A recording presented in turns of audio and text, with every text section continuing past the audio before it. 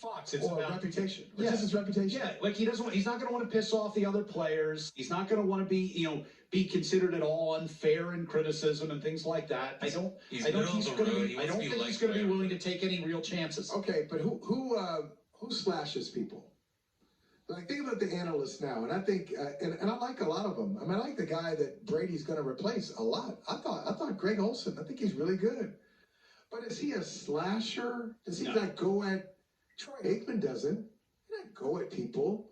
And most quarterback analysts, surprise, surprise, they make excuses for the quarterback. But honestly, and they blame everybody else. The guys you're running down, there isn't an analyst. I don't think that works for any of the networks that I really love.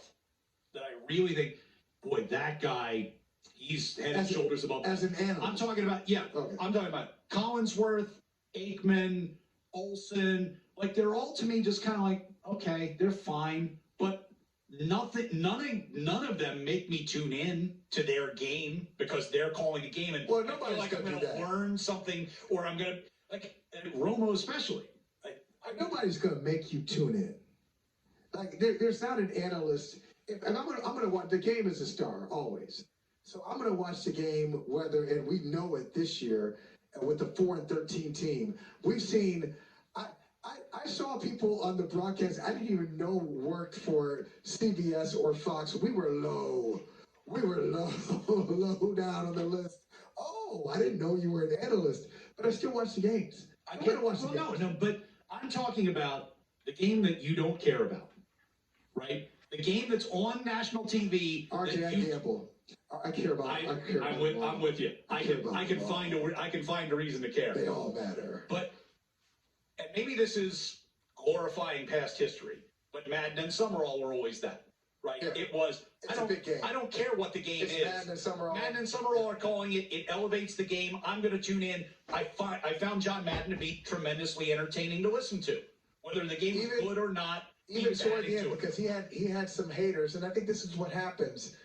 Like, if you're Brady, you don't want the haters to be there at the beginning. You want them to be there at the end. Right. So, same with Romo. When Romo first started, I mean, the guy hung the moon, the stars. He did everything.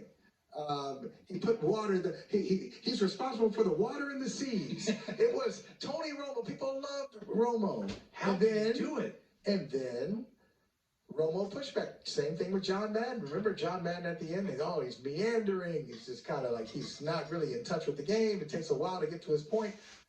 So I think that happens in the lifespan of an analyst. You want to be able to just get their attention in the beginning, and then people start hating you. Yeah, I don't think, I mean, play-by-play or color, I think the NFL is really vanilla up and down the roster as to what they've got for broadcasters. But you got to tell people who you are. What do you do? What's your... I'm a play-by-play guy. Okay, there it is. Right? I'm a play-by-play guy by trade. I listen, but that's why I'm paying attention to this stuff. But you're probably more critical of play-by-play folks and analysts than your average fan. Like I'm terrible at play-by-play. Never wanted to do it.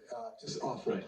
But so I'm not looking at it like that. I just think the network executive somewhere along the way has decided, you know what, just we'll even pay well to do it, but just get out of the way, right? Don't be part of the show. Just kind of be there in the background. We don't want you rattling any cages. We don't want anybody pissed off at the league or with any of the teams.